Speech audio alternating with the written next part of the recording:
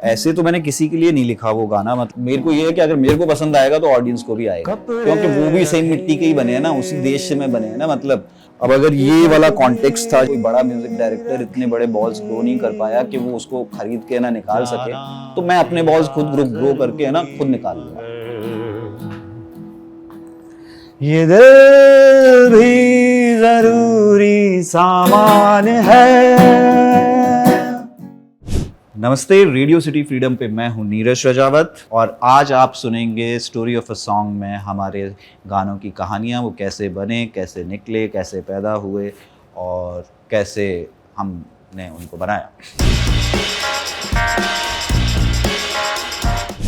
ज़रूरी सामान मैंने लिखा था, कोई मेरे ख्याल से 2-3 साल पहले लिखा था। मैं ट्रेन से आ रहा था अलवर से, मेरे जिस शहर से मैं हूँ राजस्थान में।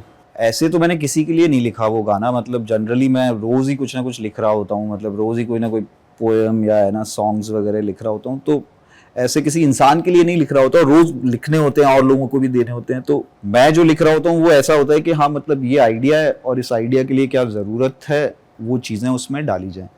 अब अगर ये वाला कॉन्टेक्स्ट था जहाँ पे कोई बाहर जा रहा है, और जो मेरे साथ हो चुका है, मतलब सबके साथ हो चुका है, हम श्योर है ना, जहाँ पे कोई बाहर जा रहा है और है ना शायद या आपकी जिंदगी से भी है ना बाहर जा रहा है, आप तब भी है ना इस गाने को कह सकते हैं। तो कहीं ना कहीं वो बिछड़ने वाले है ना, वो बस आप ये कह सकते हैं कि हाँ, मतलब इस यहाँ पे जाने वाला जो है वो है ना शायद कंट्री से बाहर जा रहा है और है ना उसके लिए वो। पर मैंने ऐसा कुछ सोचा नहीं। मतलब मैं जब मैं लिख रहा था तो मैं देख रहा था कि हाँ, मतलब है ना ये आइडिया है और कोई जा रहा है और उसके लिए मेरे को गाना लिखना है, और मैंने लिख दिया।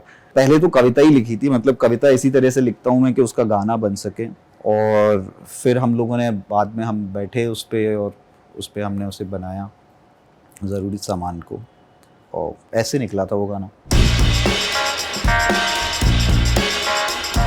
ज़रूरी सामान का जो बेसिक आइडिया था वो मैंने हंसराज को दिया था कि हमारे गाने में जो चीज़ें हैं, कपड़े, टिकट, ये वो, उसी के अराउंड हम किस तरह से चीज़ें कर सकते हैं कि मतलब वो एक फ्रेम के अंदर है ना इंटरेस्टिंग है ना, हर फ्रेम इंटरेस्टिंग बन सके और इस तरह से खेला जा सकता है। मतलब है ना कि अच्छा टिकट यहाँ से जा रही है और व्हाटएवर यहाँ से कुछ जा रहा है। इस तरह की कुछ बातें हुई थी जो मैंने एग्जांपल्स देके समझाई थी। ज़्यादा मैं गुस्सा भी नहीं था उसमें, लेकिन हाँ, ये एक बेसिक आइडिया मैंने दिया था।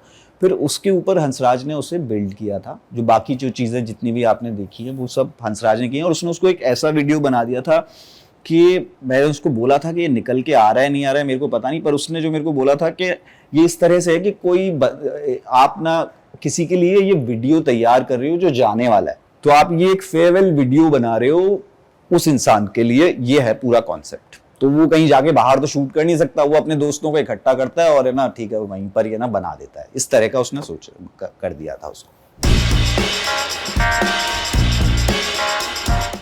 आगे आने वाले हम लोग बड़े अच्छे गाने निकाल रहे हैं आगे जो गाने हैं, और मैं काफ़ी अब कुछ एक सुना भी देंगे हम आपको थोड़ी देर में। आगे आने वाले गाने वो मेरे को पता नहीं वो कमर्शियल हैं कि नहीं, पर वो पोएटिक हैं, मेरे को बहुत पसंद है, और वो सेम इन्हीं मतलब है ना इन्हीं जोन के गाने हैं। तो बाकी मैं एक रिकॉर्ड लेबल्स वगैरह से बात चल रही है। बॉलीवुड वगैरह में मैं ऐसे तो नहीं बोल सकता कि मैं इंटरेस्टेड नहीं हूँ, पर यह है कि मैं अभी उनके पास जा नहीं रहा ना, मेरे को लगता है कि अभी मेरे को जाना चाहिए। उन्हें आना होगा तो अपने आप आ जाएंगे, उन्हें लेना होगा ले लेंगे। मैं तो अपना है ना कर रहा हूँ, और मैं अपना व्हाटएवर रास्ता भी बनाने में लगा हूँ, और मैं बना भी लूँगा, ये मेरे को पूरा विश्वास है। तो बॉलीवुड वाले अपने आप उस रास्ते पे आके मांगेंगे तो दे दूंगा, नहीं तो मैं नहीं जा रहा किसी के पास अभी। तो कम से कम मैं अभी उस मूड में नहीं हूँ। शायद मेरे पास 10-15 गाने आ जाएं तो मैं जाऊँ। मैंने जो बॉलीवुड का काम किया भी है वो ज़्यादातर वो काम है जो मेरे वो लोग थे जिनके साथ मैं पहले से काम करता आ रहा था, उनके साथ अच्छे गाने बने, उनको बॉलीवुड में मौके मिले, उन्होंने मेरे से लिखवाया और अच्छे लगे चले गाने वो, है ना। तो ऐसा कम ही हुआ है कि है ना मैं किसी बॉलीवुड के म्यूज़िक डायरेक्टर के पास गया भी हूँ और मैंने लिखी भी हैं चीज़ें, और वो लोग बड़े इम्प्रेस भी हुए कि क्या आइडियाज़ हैं, क्या वो हैं। लेकिन वो आइडियाज़ है ना क्या बोलते हैं, जब वो बेचने गए तो मतलब वो कमर्शियल चीज़ें मांग रहे हैं, मैं वहाँ पे फ्रेश चीज़ें लिख रहा हूँ। मैं वहाँ पे साला बना मतलब जो म्यूज़िक डायरेक्टर को तो बहुत पसंद आ रहे हैं, मतलब पागल हो गया है वो, मतलब सुन के, और मतलब जो भी हैं उनको, लेकिन वो जब बेचने जा रहे हैं वहाँ पे उनको कुछ और ही चाहिए। और बॉलीवुड वालों के साथ आप काम करो, मतलब हर कोई बड़ा अलग होता है, पर मैंने जनरली जो देखा है कि जिसका खुद का सेंस अच्छा है ना पढ़ने का, वो आपसे अच्छे गाने निकलवा लेगा और वो अच्छे आइडियाज को समझ भी लेगा। और मैं ये नहीं कहूँगा पढ़ने का या जो भी, मतलब, लेकिन हाँ कुछ लोगों में वो सेंस है और वो बड़ा इनहेरेंट होता है, और कुछ लोगों में वो सेंस वो एक्वायर करते हैं टाइम के साथ ना, और कुछ लोग पहले से लेके आते हैं अंदर ही, तो उनके पहले गाने से ही आपको वो नजर आएगा कि ना गलती नहीं करते।